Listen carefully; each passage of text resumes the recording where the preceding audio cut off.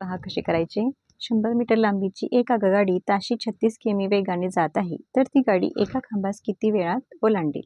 तर या ठिकाणी आगगाडीची लांबी आणि वेग दिलेला आहे आणि वेळ काढायची आहे.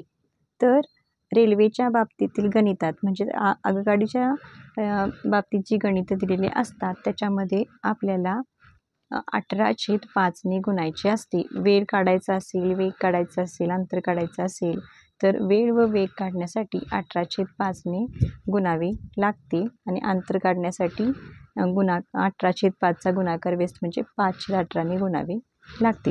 आता इथं वेळाचं सूत्र होणार आहे पहा, अंतर भागिले वेग गुणुले 18/5. त्या सूत्रात आपण किमती घातल्या की आपल्याला उत्तर मिळून जाते आणि तेही सेकंदात.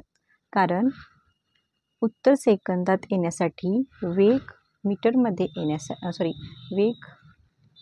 वेग किलोमीटरमध्ये येण्यासाठी आणि वेळ सेकंदमध्ये येण्यासाठी आणि अंतर मीटरमध्ये येण्यासाठी 18/5 गुणावे लागते. तर पहा, वेळ बरोबर अंतर किती दिलेलं आहे 100, वेग किती दिलेला आहे 36, त्याला गुणुले 18/5.